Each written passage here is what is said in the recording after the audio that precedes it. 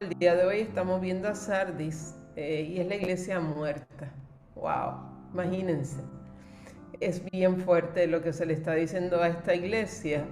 La vez pasada vimos a Tiatira, creo que se recuerdan, hablamos de Jezabel, lo que Jezabel estaba haciendo en la iglesia y, ¿verdad? Todo este tipo de profetas que son falsos, que pueden estar en las iglesias, son lobos disfrazados de ovejas. Y nosotros tenemos que estar bien alertas. La antena tiene que estar ahí presente viendo el comportamiento de estas personas que a veces muestran y hablan de manera dulce y de manera convencedora, pero nos están trayendo un mensaje que no tiene una base. Así que es bien, bien importante que no vayamos, ¿verdad?, a caer en ese tipo de situaciones. Entonces, pues luego pues sigue Filadelfia y la Odisea, que Filadelfia es la evangelista y la Odisea es la que es tibia. Aquí está Sardis, la iglesia muerta. Ahorita vamos a hablar un poquito más de lo que están viendo aquí en la pantalla, en esta foto. Yo se las voy a volver a presentar y vamos a conversar un poquito más de lo que era el templo. En el trasfondo histórico, porque siempre es importante reconocer, ¿verdad?, y entender ese trasfondo. Sardis es la capital de la provincia de Lidia y está ubicada en el valle del río Hermo. El río Hermo, ¿verdad?, es uno de los ríos que hoy se conoce como el río Hedis y se encuentra al noroeste de Éfeso. Si vemos aquí, ¿verdad?, Éfeso es la número 1, es la primera iglesia que recibe la primera carta y aquí tenemos a la iglesia de Sardis. Así que queda, ¿verdad?, en ese noroeste. Lidia se destacó como potencia comercial y fue conocida por su riqueza en oro. Así que imagínense, cuando hay oro, como decimos nosotros, y hay poder, y todo el mundo tiene la mirilla, ¿verdad?, en términos de donde hay ese tipo de riqueza. Venía del río Pactolo, es uno de los ríos que tenía oro, y pues de ahí se descargaba y este descargaba al río Hedis, así que por esa razón, ¿verdad?, tenemos el oro. No sé si pueden reconocer, esto es un poquito más del trasfondo histórico, pero en esa foto, ¿ustedes quiénes creen que están viendo ahí? Uno de los más famosos, que Alejandro nosotros, Magno. Alejandro Magno, sí. Y lo pongo aquí, ¿verdad? Porque él tiene un rol bien importante. Y yo quisiera que ahorita entremos a las profecías de Daniel bien rápidamente. No vamos a entrar en mucho detalle, pero que vayamos a esos versículos para que recordemos un poquito de lo que estudiamos ya anteriormente. ¿Por qué? Porque el Apocalipsis todo esto está ligado. Entonces es importante que entendamos todo lo que está en ese Antiguo Testamento, que eran profecías que Daniel daba. Ahora estamos en el Apocalipsis y estamos viendo sucesos y eventos que ocurrieron, tuvieron un impacto directo a lo que se están viendo en estas iglesias. En el caso, ¿verdad?, de esta ciudad, cayó frente al ejército persa de Ciro en el 549 a.C. y fue liberada de los persas por Alejandro Magno. Así que Alejandro Magno fue clave en la liberación, ¿verdad?, de los persas aproximadamente en el 340 AC y se conoce como la batalla de Issus y quedó bajo el control griego. Así que pasa de los persas al control griego y se convierte en una iglesia, en una ciudad muy muy importante para los griegos. Y era donde ocurría la adoración de la diosa Artemis. A mí esto de los dioses nunca me gustaba porque es como que, lo sentía tan difícil y no podía entender cómo era que había tantos dioses. Pero yo creo que es importante que los entendamos porque habla de la cultura, de lo que la gente que estaba ahí, nos ayuda a entender y aunque nosotros mejor uno mira y dice, ¿dónde están estos dioses? No los hay. Pero fíjense, yo estaba, por ejemplo, a Artemis, la diosa Artemis, cuando tú buscas, hay muñequitos de personajes que parecen estos dioses. Y yo creo, ¿verdad? No sé, que ustedes opinen, pero a mí me da la impresión que todavía hay personas que quieren mantener este tipo de conocimientos vivos. Lamentablemente se convierten en fábulas que dominan en la forma de ser de las personas y las decisiones, etcétera. pero entiendo, ¿verdad?, que es parte. Ahora, ustedes recuerdan, ¿verdad? Les pongo aquí una notita: Nabucodonosor de Babilonia logró debilitar esa región. ¿Se recuerdan Nabucodonosor? ¿Se recuerdan a Daniel? Todo esto, ¿verdad? Todos los amigos de Nabucodonosor, ¿verdad? Hubo un momento que él era de Babilonia lo máximo, ¿no? Y él logró debilitar la región, pero durante 13 años, pero no logró conquistarla. Así que yo quería que fuéramos un momentito a esas profecías de Daniel. Daniel 7:6. Después de esto miré, y he aquí otra semejante a un leopardo, con 4 alas de ave en sus espaldas. Tenía también esta bestia 4 cabezas y le fue dado dominio. ¿Se recuerdan todas estas, ¿verdad?, imágenes? Pues vamos a ver capítulo 8 del 3 al 8. Alcé los ojos y miré, he aquí un carnero que estaba delante del río y tenía 2 cuernos, y aunque los cuernos eran altos, uno era más alto que el otro, y el otro creció después. Vi que el carnero hería con los cuernos al potente, al norte y al sur, y que ninguna bestia podía parar delante de él, ni había quien escapase de su poder, y hacía conforme a su voluntad y se engrandecía. Mientras yo consideraba esto, he aquí un macho cabrío venía del lado del poniente sobre la faz de toda la tierra, sin tocar tierra, y aquel macho cabrío tenía un cuerno notable entre sus ojos, y vino hasta el carnero de 2 cuernos, y que yo había visto en la ribera del río, y corrió contra él con la furia de su fuerza, y lo vi que llegó junto al carnero, y se levantó contra él, y lo hirió, y le quebró sus 2 cuernos. El carnero no tenía fuerzas para pararse delante de él, lo derribó por tanto en tierra y lo pisoteó, y no hubo quien librase al carnero de su poder. Y el macho cabrío se engrandeció sobremanera, pero estando en su mayor fuerza, aquel gran carnero fue quebrado, y en su lugar salieron otros 4 cuernos notables hacia los 4 vientos del cielo. No sé si recuerdan este cuerno pequeño, que a pesar de ser pequeño, ¿verdad?, es reemplazado luego por esto. Se recuerdan, Alejandro Magno muere joven y se reparte su reino. El chivo. De 20 al 22, pues, ahí te lo explica quiénes son, ¿verdad? Exacto, exacto. Que Sí, los 2 cuernos son el reino medio persa, y entonces el chivo peludo es Alejandro Magno que los conquista. exactamente, así mismo es. Y así, ¿verdad? Pues podemos ver dentro de las escrituras, está todo. Es que, miren, la palabra del Señor nos tiene todo. Por eso es que es tan importante que estemos estudiando el libro de Apocalipsis, porque nos dice que hay una promesa para los que lo leen y lo entienden. Y se reafirma el Antiguo Testamento. La ciudad vuelve y cae a los griegos, ¿verdad? O sea, cae de los griegos y forma parte del Imperio Romano. Eso ocurre aproximadamente en el 129 AC y es la primera provincia de Asia capturada por los romanos. Así que recuerdan que les dije que tenía oro. Aquí hay una foto, ¿no?, que saqué del sistema, donde podemos ver, ¿verdad?, en el tope de la montaña, lo imponente, ¿no? Y ahí pues era una ciudad muy alta. La ciudad tenía muchos templos paganos. Era una cultura politeísta.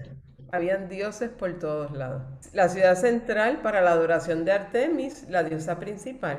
El templo donde estaba, ¿verdad?, la diosa, era uno de los 7 templos más grandes griegos, más grande que el Partenón, y no sé, ¿verdad? Los que recuerdan el Partenón, que es uno de los que sí está todavía, se pueden ver fotos, ¿verdad? Allá en el Acrópolis de Atenas, es grandísimo, así que pues eso nos da una idea de la magnitud de estos templos. Artemis se conocía como la diosa Diana para los romanos, y era la hija de Zeus. ¿Quién era Zeus? Y perdónenme, ¿verdad?, que entró en el detalle, pero es bueno entenderlo. ¿Por qué? Porque nosotros como cristianos muchas veces nos hacen preguntas y uno como que, bueno, yo no sé quién es Zeus, pero olvídate. No sé, tenemos que entender. Había una influencia en estas iglesias porque eran politeístas los pueblos donde estaban establecidas ellas. Así que Zeus es el dios, el máximo dios del Olimpo. O sea, es el máximo y se conoce como el dios del trueno. Y Diana es la gemela de Apolo.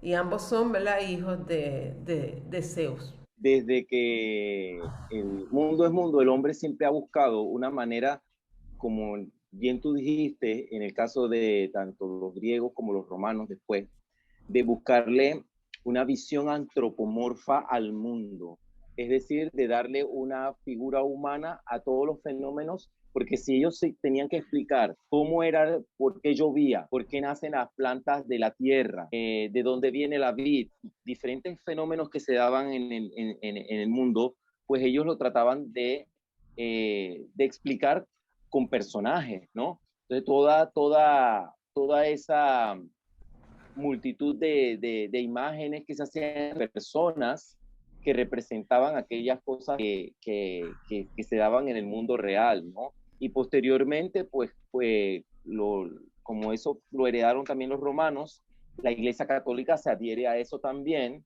y por eso es que la Iglesia Católica está llena de figuritas por todos lados, porque eso también emula de alguna otra forma esa tradición que viene heredada de la época de los griegos y los romanos, de tener esos dioses en todas las paredes y adorarlos, ¿no? No, es un punto importante. Sí, existe la Virgen de los Pescadores, la Virgen de qué sé yo. Sí, para todo.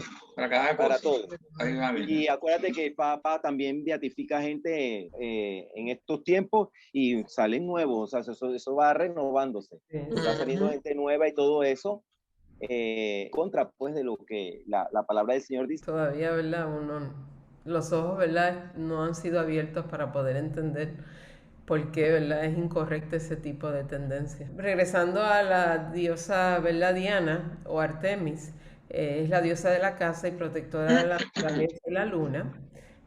Así que les pregunto, ¿verdad? Me gustaría que pues aquí participaran. ¿Qué opinas de un cristiano en este ambiente? O sea, ¿cómo? O sea, imagínate tú ahora mismo en el centro de, ¿verdad?, de un lugar donde hay dioses por todos lados y yo tengo mi Dios, o sea, es como cristiano, pero ¿cómo enfrento ese tipo, ¿verdad?, de situación? Lo primero que está en un terreno peligroso, porque si la mayoría están esto de adorar ídolos, ¿verdad? Y tú eres raro, ¿verdad? Uno piensa que ellos son los raros, pero piensa que uno es raro.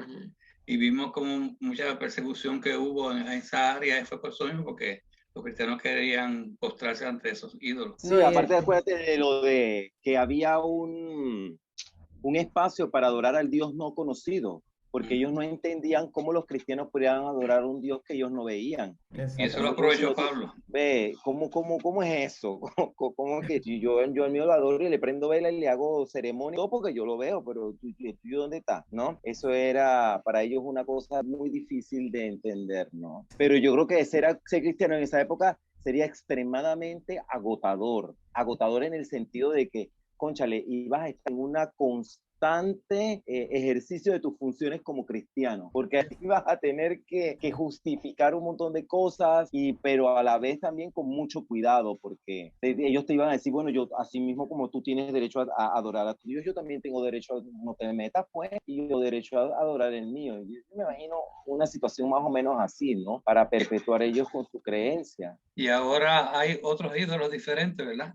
Claro. El ídolo del dinero, el ídolo de la fama, etcétera. Claro. Que está compitiendo también porque esperan que tú hagas cosas ajenas a tu doctrina para que consigas la fama o el dinero. Continuamos por aquí. Ok. Así que, como les decía, Sardis tenía la sinagoga judía más grande fuera de Palestina y aquí pueden ver, ¿verdad?, escenas de donde está la sinagoga.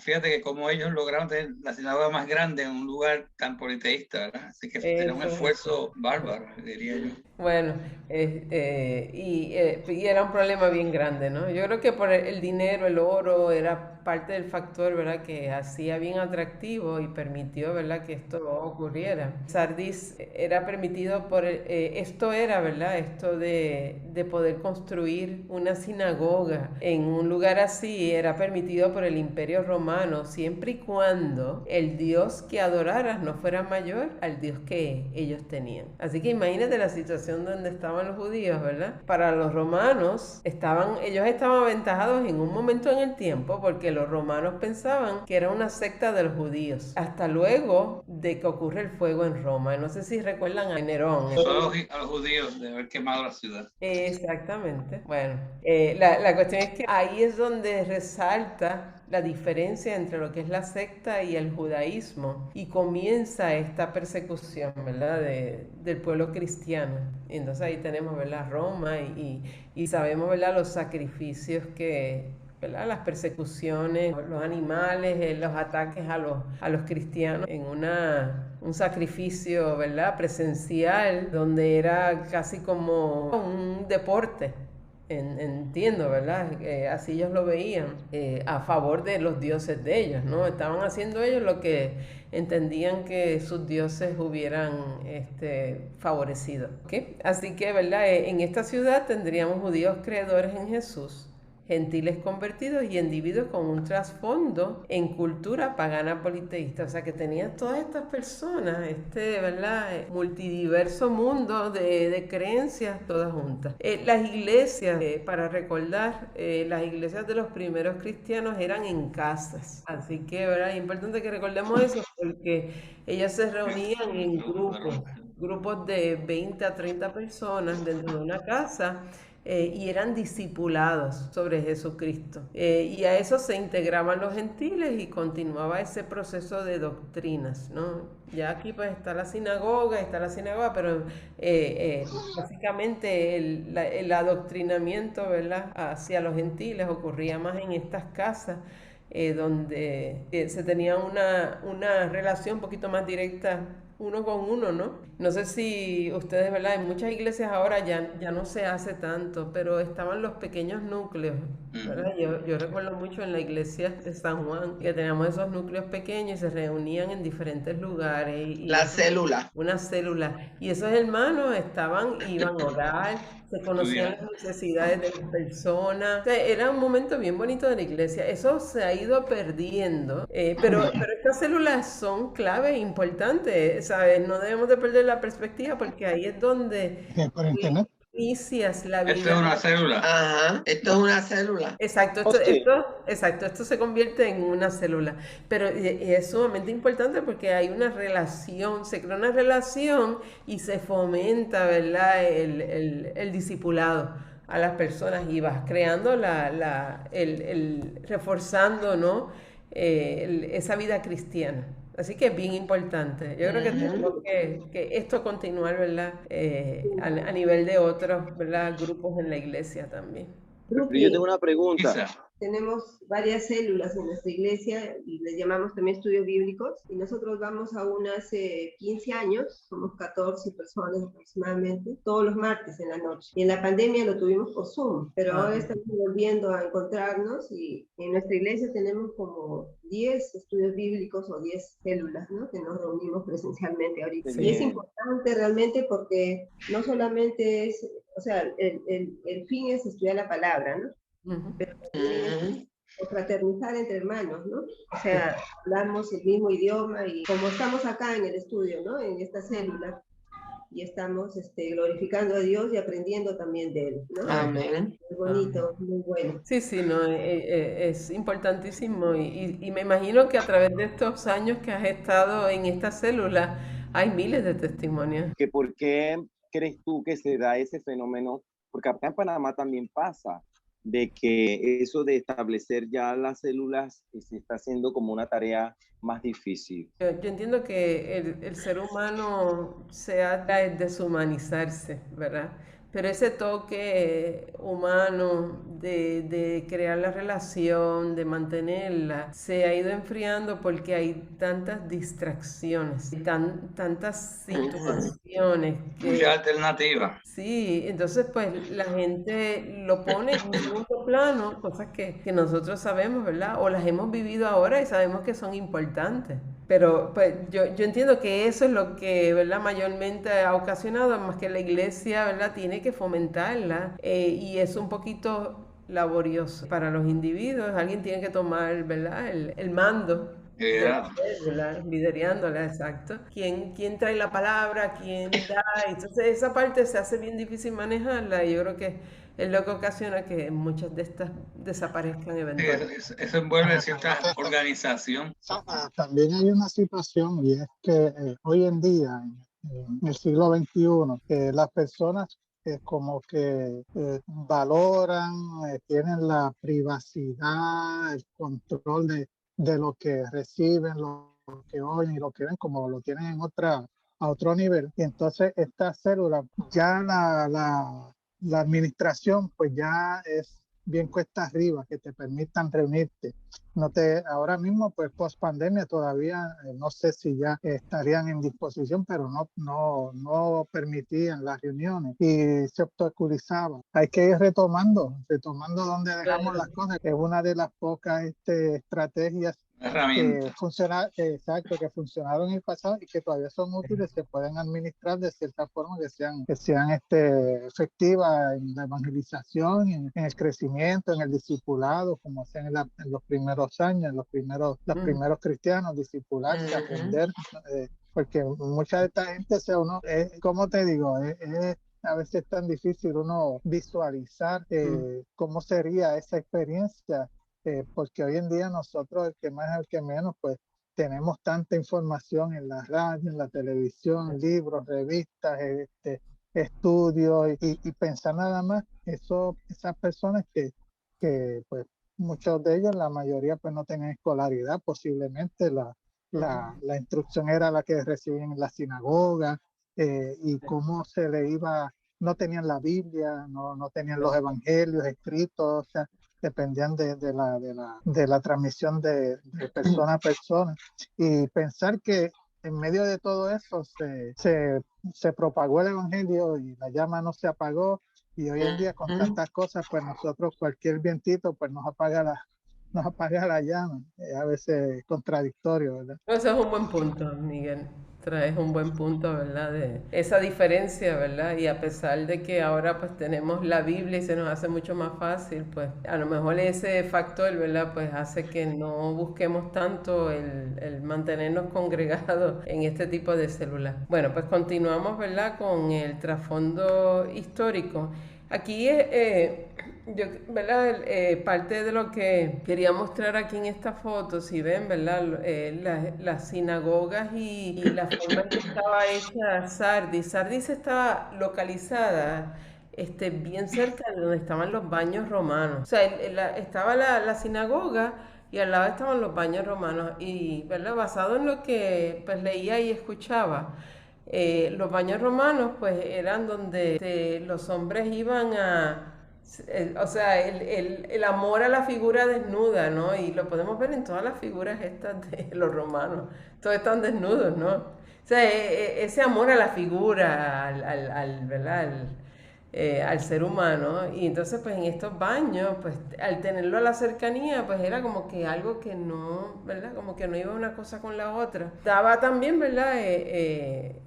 Una connotación, ¿verdad? De lo que la iglesia, ¿verdad? Tenía que sufrir, la sinagoga, y esas influencias que, ¿verdad? Hasta si se fijan en el piso de la sinagoga, pues tiene simbologías de lo que era, ¿verdad? Los griegos y las decoraciones griegas. Así que continúo, ¿verdad? Vamos con el trasfondo bíblico, que es lo más importante de lo que venimos aquí a ver. Vamos entonces a empezar con el Apocalipsis 3:1, si alguien lo tiene y lo puede leer. Escribe esta carta al ángel de la iglesia de Sardis. Este es el mensaje de aquel que tiene el Espíritu de Dios de 7 aspectos y las 7 estrellas. Yo sé todo lo que haces y que tienes la fama de estar vivo, pero estás muerto. Así que vamos otra vez. Y aquí lo represento con una lupa. Jesús conoce muy bien las obras de las iglesias. O sea, Él las conoce. Aquí no hay nada que le podamos esconder. Así que Él todo lo sabe.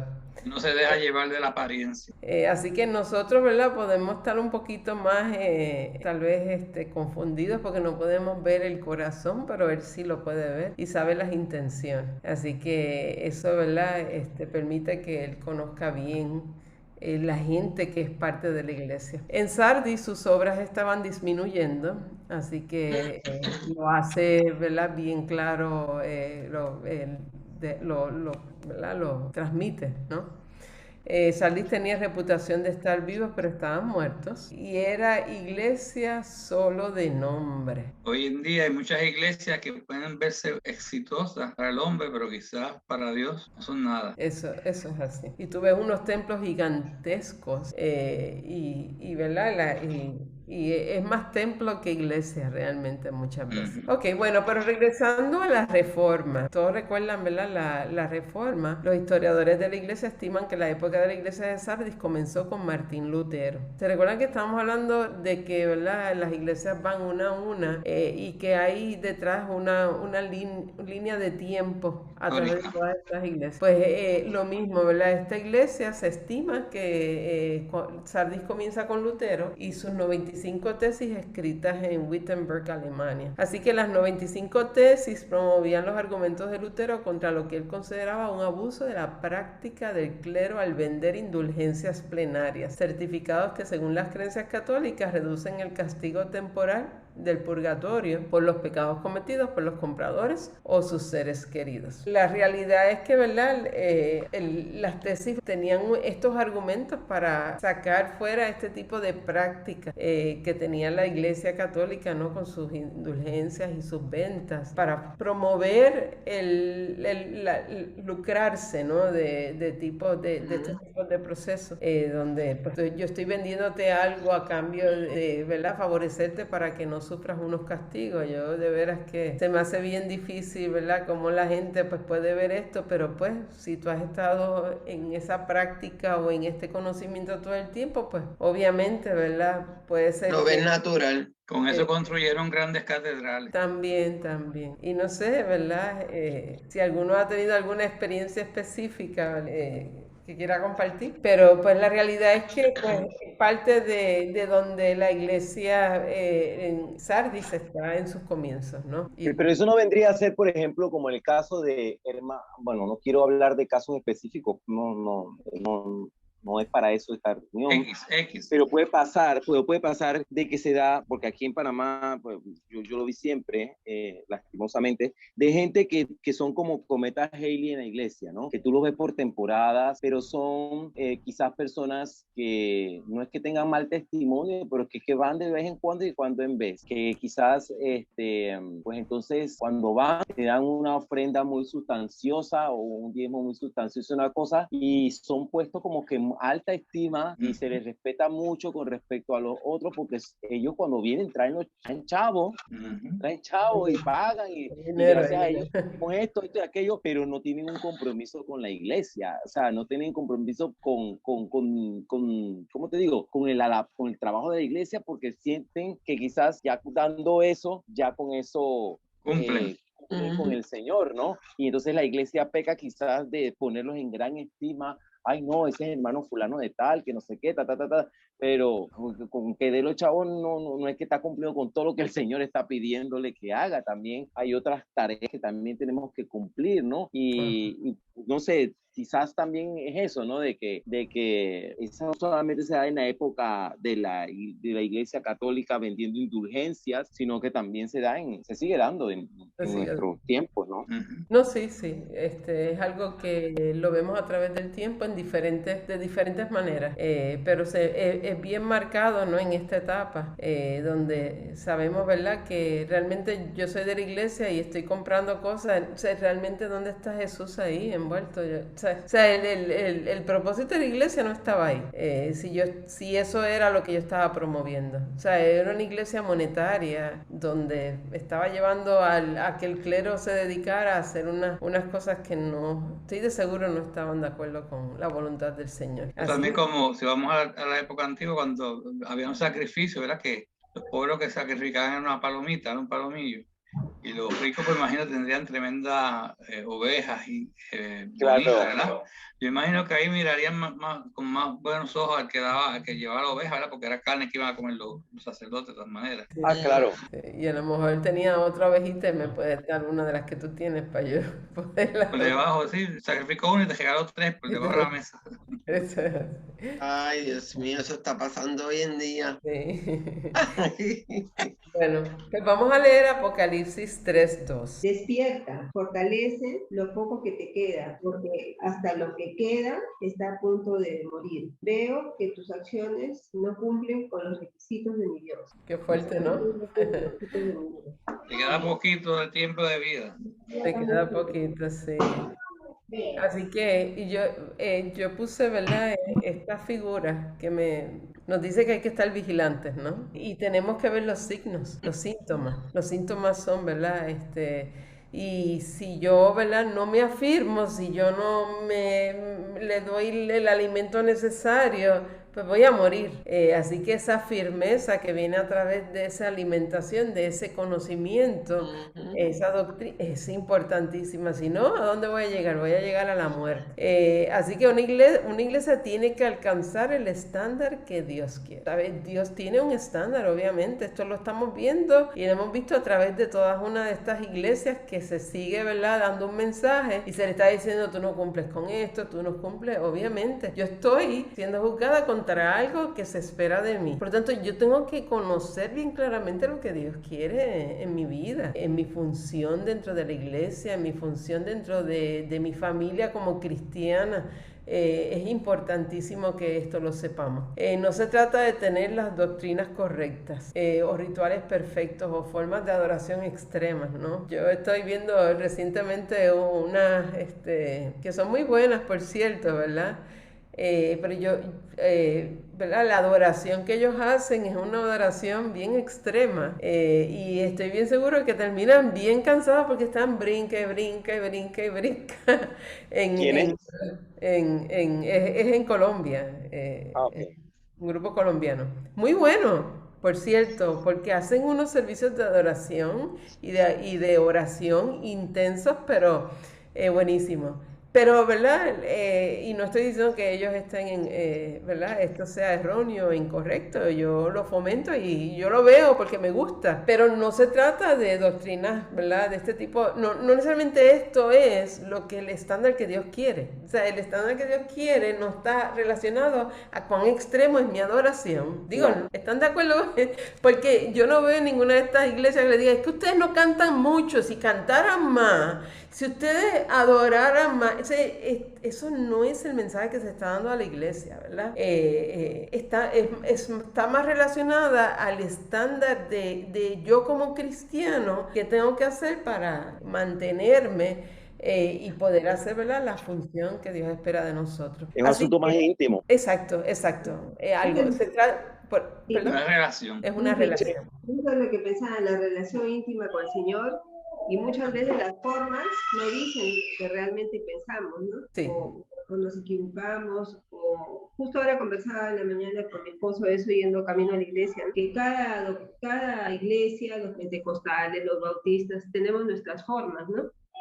Pero que las doctrinas no sean equivocadas también eso es importante, ¿no? O sea, que el centro sea Cristo, que el centro no sea glorificar a los hombres, ni la forma como uno adora, y más bien conocer más la palabra y vivirla, ¿no? Que esa es la parte que nos toca a todos. Entonces, a veces nos admiramos de repente de que los hermanos gritan más o algunos tiran al piso y nosotros de repente en la iglesia donde yo voy somos más cautelosos, qué sé yo, pero es cuestión de que el Señor conoce también nuestro corazón, ¿no? Y que no sea también todo lo de fuera, ¿no? Porque yo puedo de repente un día adorar y gritar y orar muy lindo, pero mi corazón no está conforme Dios quiere, ¿no?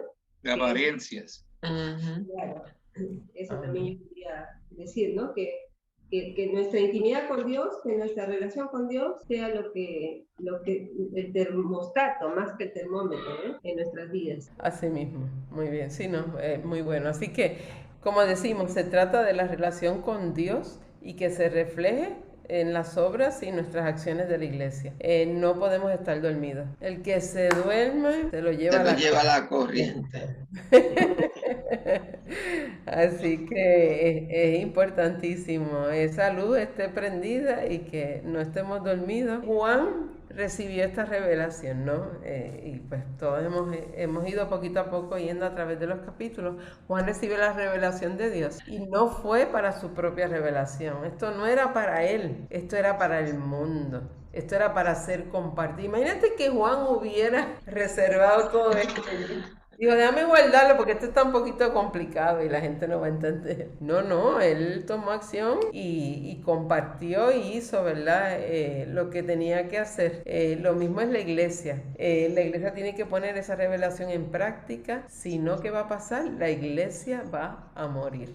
Y yo sé que eso no es parte de los planes de Dios. La parte del plan de Dios es que nosotros mantengamos activa ese fuego de la iglesia. Ahora, Apocalipsis 3:3. Acuérdate pues de lo que has recibido y oído y guárdalo y arrepiéntete, pues si no velas, vendré sobre ti como ladrón y no sabrás a qué hora vendré sobre ti. La Biblia viviente está más sencillo. Dice, vuelve a lo que escuchaste y creíste al principio y reténlo con firmeza. Arrepiéntete y regresa a mí. Si no despiertas, vendré a ti de repente, cuando menos lo esperes, como lo hace un ladrón. Sí, y es interesante. Esto que se está diciendo en esta carta, específicamente la ciudad de Sardis, había sido invadida en 2 ocasiones. O sea que cuando les decía como ladrón en la noche, la ciudad de Sardis sabía qué era lo que le estaban diciendo, porque habían sufrido estas situaciones y pues aquí, ¿verdad?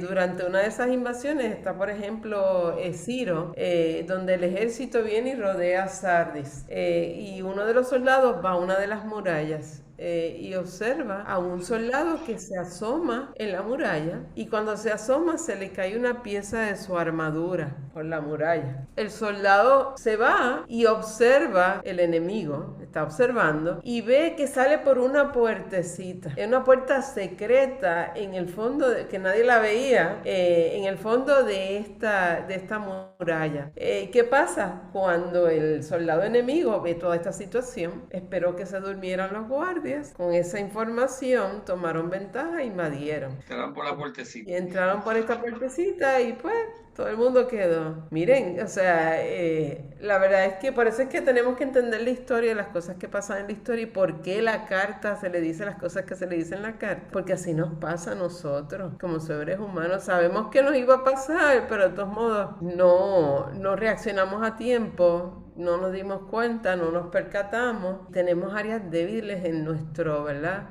En nuestro ser, en nuestro entendimiento y pues por ahí es que el enemigo... Nos descuidamos. Sí, y el enemigo Satanás conoce a las personas y sabe cuáles son. Miren la tentación a Jesús, todas las cosas que trató de hacer para lograr una tentación y Jesús no iba a poder ser tentado, ¿no? Obviamente.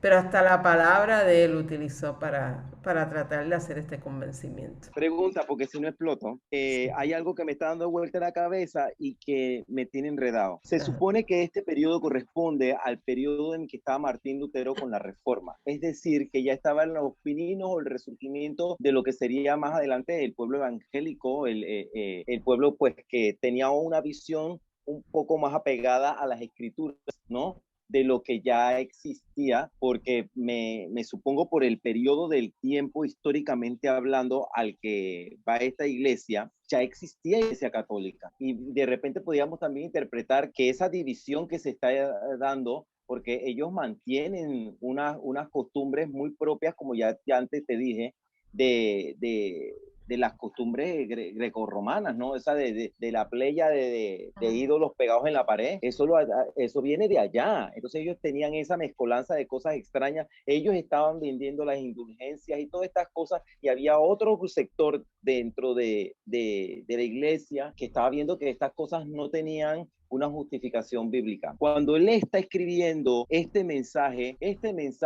¿para cuál de los dos bandos crees tú que es? ¿Es para ambos? es para los evangélicos o es que el Señor ya está viendo de que los que están del lado de allá están haciendo las cosas? Yo creo que Lutero está reconociendo esa iglesia que está en ese estado de moribunda. Fíjate que lo que hace Lutero es presentar todas esas prácticas que eran ajenas a la doctrina de la iglesia cristiana realmente. Que no estaban fomentadas por doctrinas bíblicas, sino que habían sido impuestas por otros motivos, ¿no?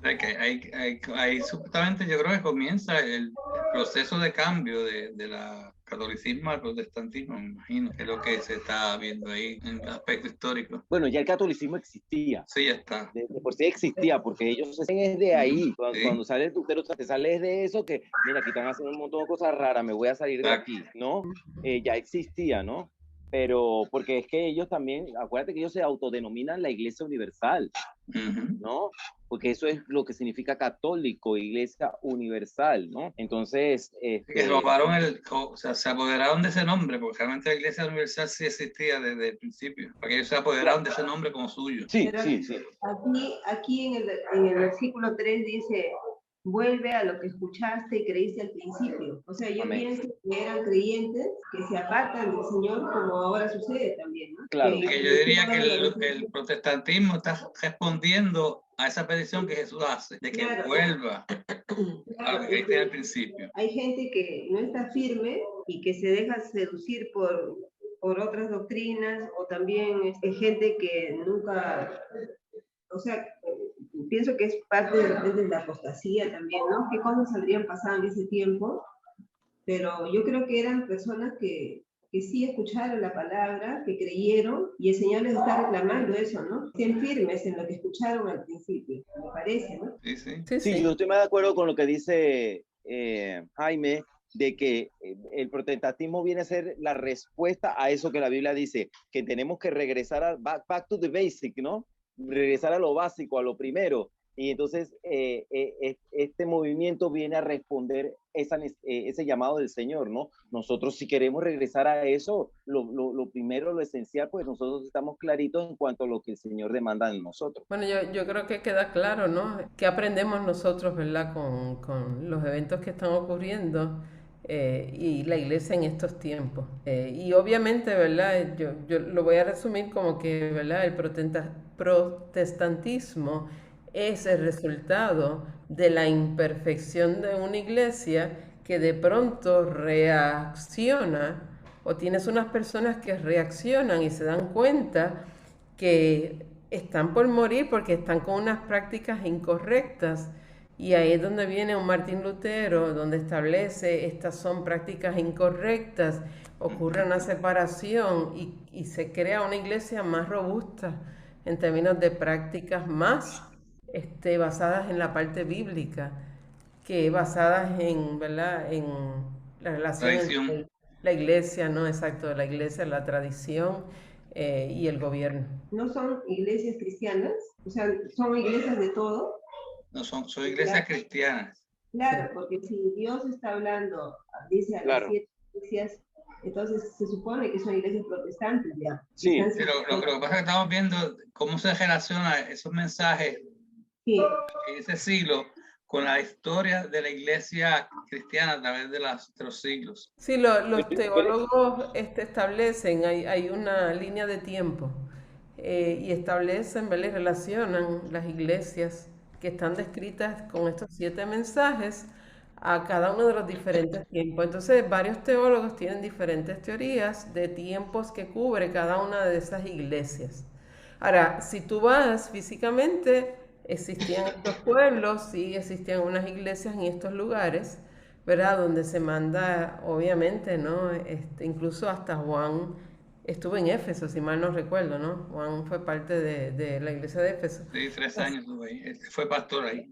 Exacto, o sea que sí existen, pero, ¿verdad? Yo entiendo que el estudio teológico ha llevado, ¿verdad?, a entender que el mensaje va más allá que simplemente llevar una carta con una... Entonces, aquí hay unos mensajes que van más allá, que son mucho más profundos, igual que las profecías de Daniel, que ahorita, ¿verdad?, regresamos a algunas de esas por lo de Alejandro Magno, ¿sabes? Para entender, ¿verdad? ¿Cuál es la relación que hay entre esto y la venida del Señor, ¿no? Y no sé si me explico.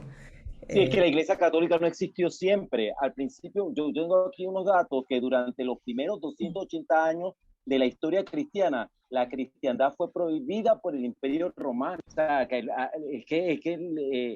ya, Eso o empezó sea, después con Constantino, sí, claro, claro, claro. Eso porque él se unió a la iglesia con el gobierno y se fue corrompiendo. Y sí, se creó entonces claro. el papado más tarde, y ahí estamos entonces la iglesia católica romana. Es que Entonces se nace llama así, católica romana. claro, es que nace así por la intervención de Nace dentro del los Imperio emperadores Romano y romanos. cuando Constantino, básicamente, un poquito Claro. después. O sea, porque la que estamos viendo, para el beneficio de Isa, para que ella no ha estado todo el tiempo, es que el mensaje es para las 7 iglesias desde la época donde vivía Juan. O sea, estamos hablando del primer siglo, pero también es como un reflejo de lo que hoy va a suceder a través de toda la historia de la iglesia, desde que se forma en el aposento, cuando viene el Espíritu Santo, ¿verdad? sí, Que están los Sí, 120 aposento alto. sí, pianos, fecha del Pentecostés. hasta el rapto, básicamente. Y entonces también es un mensaje directo también a cada individuo como cristiano. Cada uno de esos mensajes nos da un mensaje personal también. Bueno, pues continuando, ¿verdad? Con lo que nos da el capítulo 3:3, también, ¿verdad? Hubo una segunda ocasión donde hubo una invasión también de la ciudad de Sardis. Y durante esa ocasión los soldados persas vieron a los buitres en un lado de la muralla, ¿no? Y entonces ellos observaron, la curiosidad, ¿no? Nos lleva a investigar los detalles. Y estos soldados persas observaron que tiraban los cadáveres en ese lado y por eso esos buitres estaban ahí, buscando, ¿verdad? ¿Verdad? Los alimentos. Alimentarse, ¿no? Y entonces ellos también se dieron cuenta y se percataron de que ese lado de la muralla estaba desprotegida. Tomaron ventaja de eso los persas y conquistaron la ciudad como ladrón en la noche, igual que como dice aquí. Así que si yo tengo una historia y alguien me dice a mí, no te vaya a volver a pasar, que ya tú pasaste esta situación, entonces eso como que te da una luz roja, una alerta, cuidado, peligro, peligro, y te recuerdas, ¿verdad?, de las situaciones que han ocurrido y pues la misma, ¿no? En este mensaje pues se le está diciendo, o sea, la ciudad vuelves otra vez como ladrón en la noche y quedas, ¿verdad?, expuesto. Y eres invadido, ¿verdad? Así que no permitas que eso ocurra en tu vida. Así que cuidado con el descuido. Nos puede costar al creyente. Cuando nos descuidamos, los creyentes se van fuera, ¿verdad?, de las pautas y lo establecido por Dios. Y lo más triste que puedes pensar que estás vivo y cuando Jesús venga te encuentre muerto. Y eso sería bien triste, ¿no? Que tú pienses que has estado ahí todo el tiempo y de pronto realmente te diga yo no te conozco a ti, ¿sabes? Y eso sí es triste. Así que no podemos dejar que nos descuidemos, sino que esto es una carrera constante, ni pararnos para coger descanso. Pero yo creo que también tiene que ver mucho con lo que, con mi salvación. Yo sé que la salvación no se pierde, pero es una cuestión, por eso es que es individual, ¿no? De ver si yo realmente estoy en la iglesia por cumplir con una tradición familiar o porque yo realmente creo en el Señor Jesucristo y le reconozco como Salvador de mi vida, ¿no? Porque tú te imaginas, hasta ayer está hablando ahí en palabras mayores, está hablando de muertos, de gente que son muertos vivientes. Una persona muerta desde la perspectiva de la fe es una persona que no tiene a Cristo en su corazón. No, eso es así. Y entonces es cuestión de que la iglesia misma se vaya, los miembros de la iglesia se vayan autocuestionando, ¿no? cómo está esa relación con Dios, volvemos y repetimos, ¿no? Que es tan esencial y que me llegué yo también a cuestionarse, bueno, si realmente yo soy salvo, ¿qué tan seguro estoy yo de mi salvación, de la decisión que yo he tomado? O yo estoy aquí nada más porque mi mamá vino o porque mis abuelos venían a esta iglesia, o ves. Eso es importante de tomarlo en cuenta porque de repente después tú te imaginas que hay un montón de gente y cuando venga el rato la mitad de la iglesia se queda. Ay, pero yo iba a la iglesia, a mí me bautizaron y a mí yo hice esto, lo otro. Pero al final todo lo que te escanean es el corazón. Una cosa es creer en Dios y otra cosa es creerle a Dios. Entonces, cuando tú le crees a Dios, entonces tú vas a ser obediente a ese Dios. Y entonces es que eres salvo, porque tú estás creyendo en Él verdaderamente. O sea, que solamente que tú hayas hecho profesión de fe y digo, acepto a Dios, a Jesús en mi corazón, eso no es garantía, porque la garantía es que realmente tú hayas tenido una conversión. O sea, yo creo que hay muchas personas que se denominan cristianos, o yo lo he visto mucho en las personas que no saben ni qué es su religión. Y tú les preguntas qué tú eres, y te dicen, no, pero yo soy, para dar un ejemplo, no católico, pero no conocen la doctrina del catolicismo y no saben absolutamente nada. O sea, y te pueden recitar tal vez, ¿verdad? Una plegaria completa, pero no sabe ni siente lo que realmente están diciendo. Se bautizaron, hicieron la primera comunión, hicieron... ¿Y qué es lo que hacen ellos? Como si primera comunión. La primera comunión. Sí, pero después de la primera comunión, hay otra cosa que hacen cuando son adolescentes. Para casarte tienes que tener la confirmación. Esos son los 3 procesos. Si hiciste esas 3 cosas, pues ya. Así ya estás salvo. Eso es en la iglesia católica. Pero en nuestra iglesia lo que pasa es que la realidad clara, rajada y raspada es que no, mi tía va a esa iglesia. Entonces, cuando yo estoy chavado, voy con ella a la iglesia. Pero eso no, yo no lo digo. Yo voy y me acuerdo de Dios cuando estoy mal y voy y me siento con ella y la gente me ha visto a mí sentado calentando silla allí. Entonces, cuando a mí me pregunten de qué iglesia yo soy de esa, porque esa es a la que voy cuando estoy chavado. Mientras tanto, no tengo ningún compromiso con la fe, pero yo siento que me voy para el cielo porque yo voy a esa iglesia y yo alabo a Dios. Entonces, pero hay muchas cosas que no cumplo para obedecer a Dios, porque no hay ese compromiso. Y hay gente que cree, porque yo lo vi, lo escuché, que es salvo y no son, porque creen que porque la tía va allá, porque la abuela va allá, no porque la mamá de mi esposa va allá, y yo a veces voy allá, ya concentrarse y ir un par de veces a la iglesia y que la gente te conozca, ya tú te vas para el cielo. Número 1, que no se hereda, no es algo que se hereda.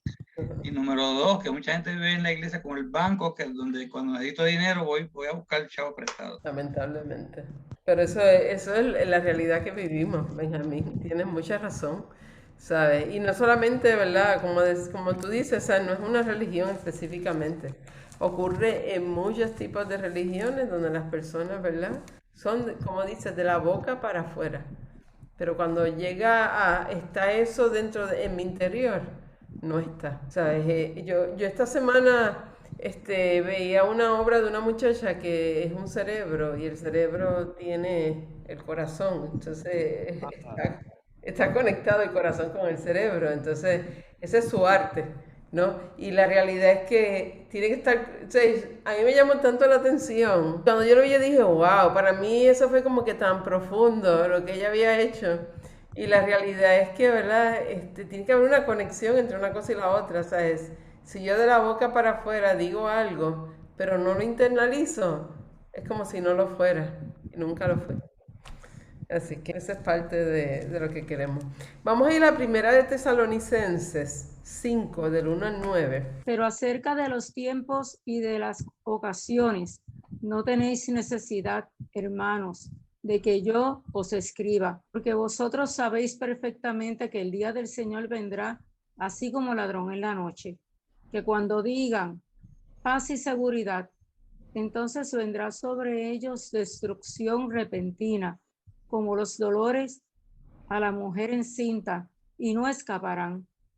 Mas vosotros, hermanos, no estáis en tinieblas, para que aquel día os sorprenda como ladrón, porque todos vosotros sois hijos de luz e hijos del día, no somos de la noche ni de las tinieblas. Por tanto, no durmamos como los demás, sino velemos y seamos sobrios, pues los que duermen de noche duermen, y los que se embriagan de noche se embriagan. Pero nosotros que somos del día, seamos sobrios, habiéndonos vestido con la coraza de fe y de amor y con la esperanza de salvación como yelmo, porque no nos ha dado Dios para ira, sino para alcanzar salvación por medio de nuestro Señor Jesucristo. Wow, qué bonita la palabra del Señor, ¿verdad? Y lo que nos quiere decir. Así que, ¿verdad? Que no nos vaya a sorprender como ladrón en la noche. Y obviamente Sardis era una ciudad protegida por su topografía, así que ellos dependían y se durmieron, ¿verdad? Pensando en que la topografía los iba a proteger. Estaba Un construido... comentario. Ajá, sí, Estaba adelante. pensando, cuando estábamos hablando de pues las ocupaciones que tuvo Sardis, que una fue porque no se dieron cuenta y vieron dónde quedaba la puerta secreta, y la otra fue que vieron por dónde era que tiraban a los muertos en un lado oculto así de la muralla. Nadie se va a dar cuenta aquí de que los tiramos ahí. Yo digo, mira, porque así pasa en la vida de muchos cristianos, lamentablemente, porque de la boca para afuera, como tú estabas mencionando, y Jimmy dijo algo así parecido, pues mira, yo estoy haciendo las cosas bien, los demás piensan también que lo estoy haciendo bien, pero tal vez dentro del ser, tal vez en lo más recóndito de tu corazón, todavía hay una puertita que no está completamente consagrada al Señor, o tal vez hay un sitio donde estás tirando tus muertos, tus pecados, y piensas que como nadie se va a dar cuenta, porque como lo sabes tú nada más, y eso está pues bien oculto. Lo que pasa es que no se acuerdan de que Dios sabe todas las cosas. Ese es un detallito, ¿verdad? Que lo pasan esas personas por alto. Entonces, que no solamente en la iglesia, sino como cristianos, que tenemos que velar hasta por la puerta secreta que pensamos que tengamos, o por cualquier lado de una muralla que nos puedan atacar, que no la tengamos fortalecida en el Señor. Amén. No, bien cierto, Eliana. Muy bien. Yo creo que por eso está escrito en 1 Juan 1:9, ¿no? Y todos pecamos a diario. O sea, sí, queramos o no, yo hoy puedo verme enojado y tengo que pedirle a Dios personalmente perdón, ¿no? Él es fiel y justo, dice, ¿no? Para perdonar nuestros pecados. Más allá de practicar el pecado, que eso también es terrible, saber que hay algo que Dios no quiere que hagamos, pero aún somos carne, aún nos airamos, aún nos enojamos, ¿no? Porque el Señor dice, airaos, pero no pequéis, pero por algo, de repente la prédica estuvo muy larga, ya nos aburrimos, decimos, quiero hacer otra cosa, y es nuestra naturaleza aún, somos pecadores, estamos aún en este mundo, pero qué fidelidad de nuestro Dios y qué gracia tiene Él para con nosotros, ¿no? Para perdonarnos y para tener paciencia también con sus hijos, ¿no? Sí. Entonces, a diario creo que nuestra confesión debe ser permanente, ¿no?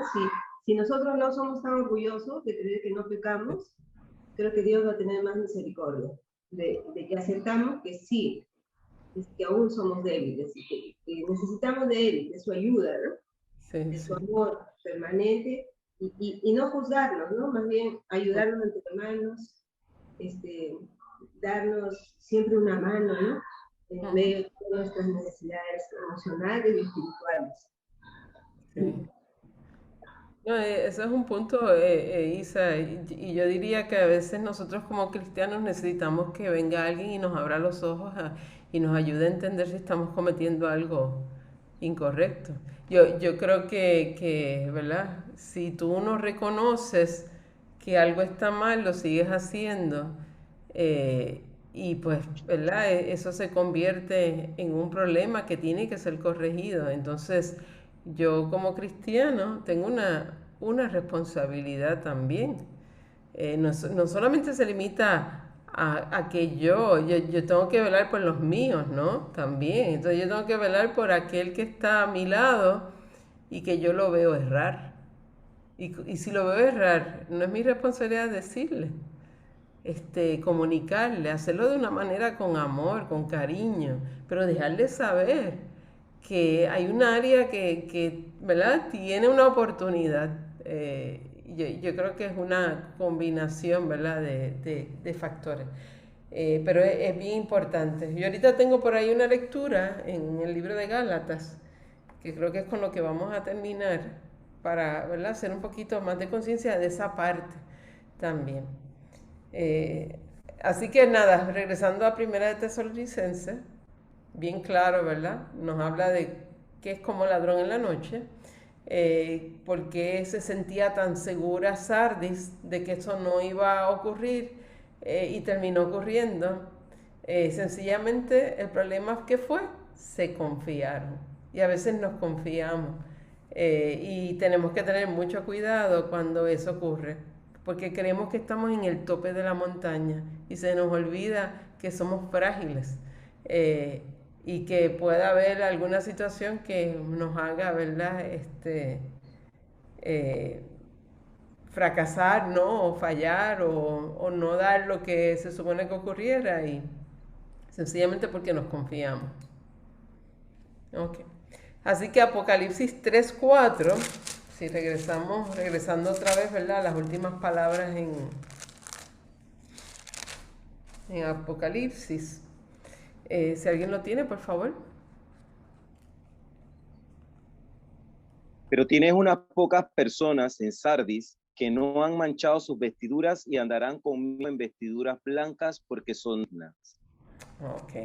Qué hermoso, ¿verdad? Hay algunas que no han. A pesar de la condición y situación de la iglesia, había unas personas que sí se habían mantenido con vestiduras blancas. ¿Quiénes eran esos? Miembros que no habían permitido ser influenciados por los pecados de aquellos que estaban alrededor de ellos. No los habían manchado sus vestiduras. Y Jesús les está prometiendo que va a caminar con ellos en vestiduras blancas. ¿Por qué? Porque la habían aceptado como Salvador. Y por el poder del Espíritu Santo habían vivido vidas santas y agradables a Dios. Y Dios se agrada con eso. Así que, ¿verdad? Es un aspecto bien importante y bonito de reconocer que todavía había unas personas fieles ahí. Son los que perseveran, ¿verdad? La Biblia, los que perseveran hasta el fin, esos serán salvos. Amén. Pero eso describe una cosa que es bien bonita recordar, porque lo primero que se me vino a la mente fue el paraíso. Cuando Dios creó a Adán y a Eva, cuando creó al hombre, el hombre caminaba con Dios.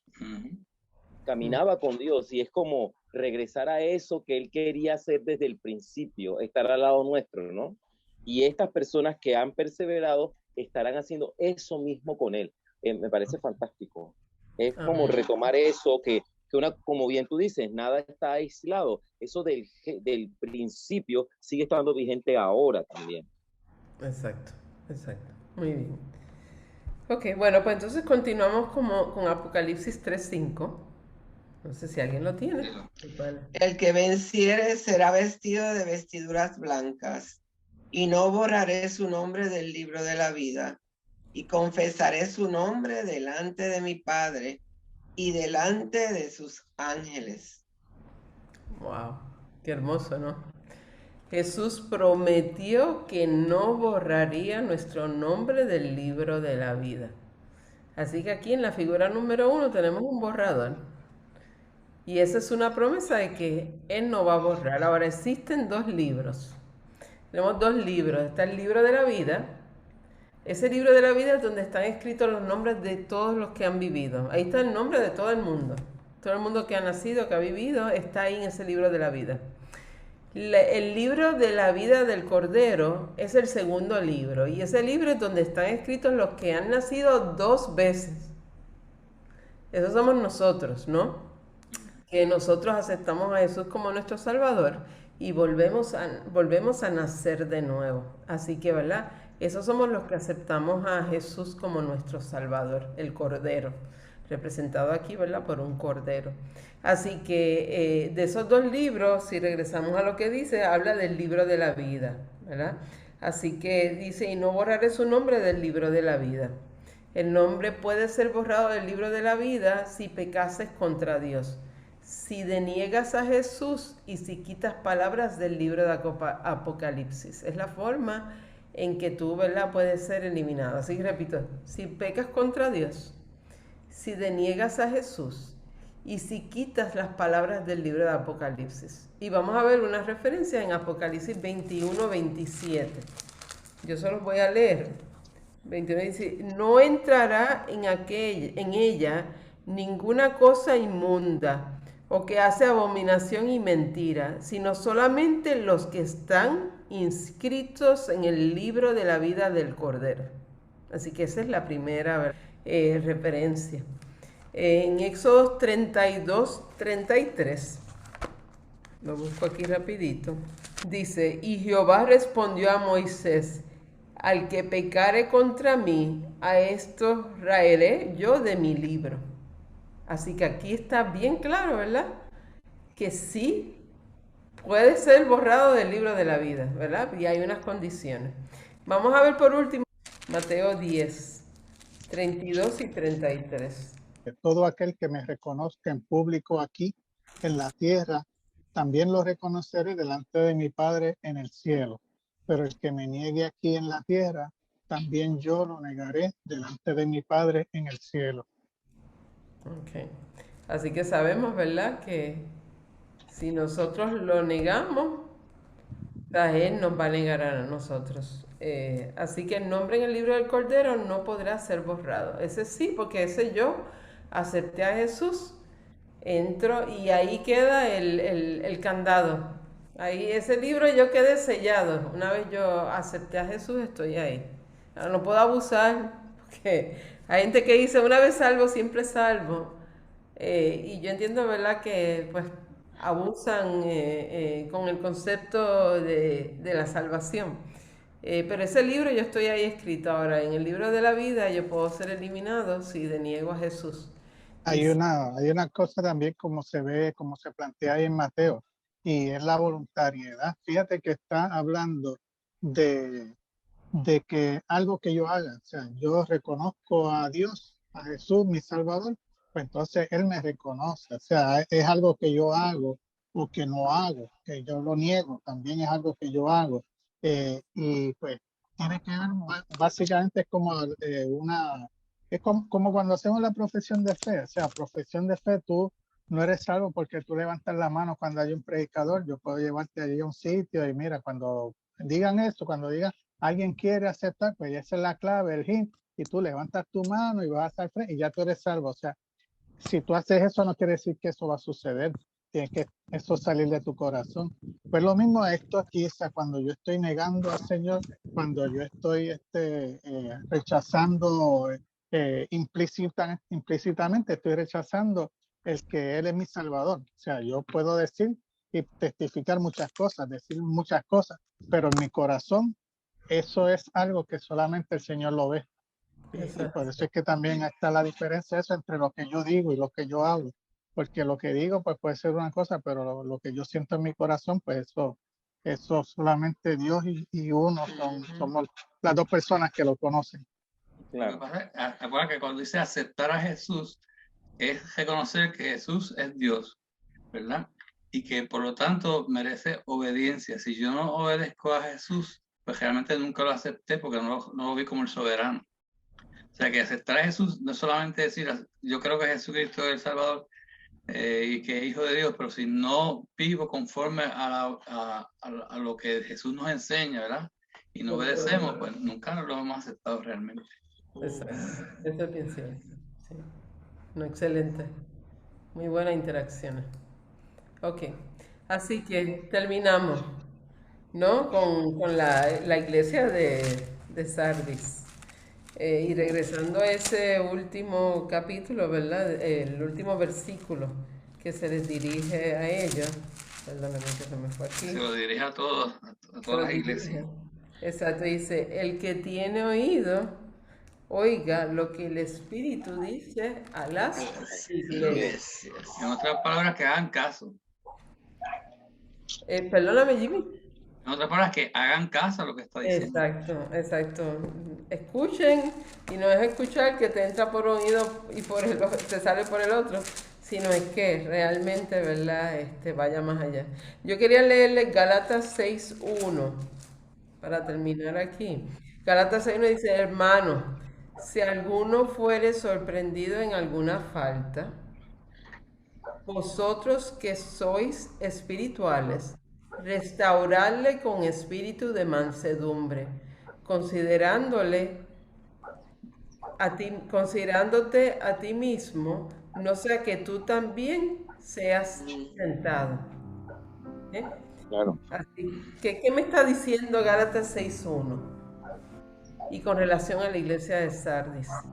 Si yo soy de los que estoy en las vestiduras blancas, que me he mantenido, pero hay otros que no. Ahí está planteando una cosa también. O sea, ahí está planteando la fragilidad del ser humano. O sea, te está diciendo que tú, porque fíjate que está hablando, la traducción del viviente dice, amados hermanos, si otro creyente está dominado por algún pecado, ustedes que son espirituales deberían ayudarlo a volver al camino recto con ternura y humildad.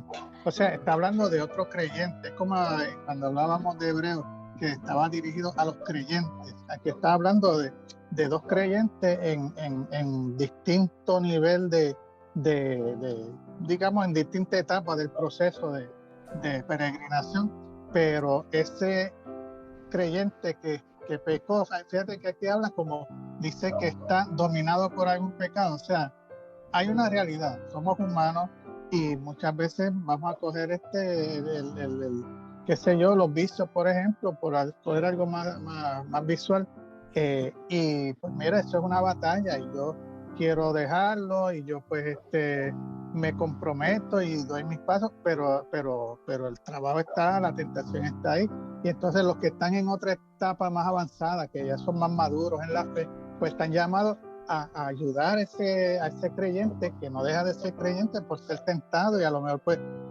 trastabilla un poco, se aparta un poco, pero mira, estamos llamados a traerlo porque el Señor pues quiere que hagamos eso. O sea, es como yo lo veo, o sea que te plantea una cosa, es que no porque tú de momento caíste, pues ya caíste de la gracia de Dios. O sea, el Señor está y tiene a sus otros ángeles, a sus otros hermanos para que lo ayuden y lo ayuden a encontrar nuevamente el camino, a volver al camino recto, como dice en la traducción viviente. Y esto nos presenta una responsabilidad a nosotros entonces, de velar por nuestros hermanos. Exactamente. Y ese era el punto que quería, ¿verdad? Traer de cuál es mi responsabilidad. O sea, yo no solamente tengo que velar por mí, yo también tengo que velar por mi hermano. Porque si yo soy espiritual y he visto a mi hermano que está al lado mío que hubo un fallo en su comportamiento, comportamiento inadecuado, es mi responsabilidad, ¿sabes? Lo que yo entiendo, ¿verdad? Que Gálatas me está diciendo, ¿sabes? Que me está señalando a que yo tengo una responsabilidad de ayuda a ese hermano. Así que cuando me dice el que tiene oídos oiga, ¿sabes? Pues yo debo de ser partícipe de llevar el mensaje, no solamente que el mensaje me llegue a mí, sino que yo también, ¿verdad? El mensaje se lo dé a aquellos que necesitan.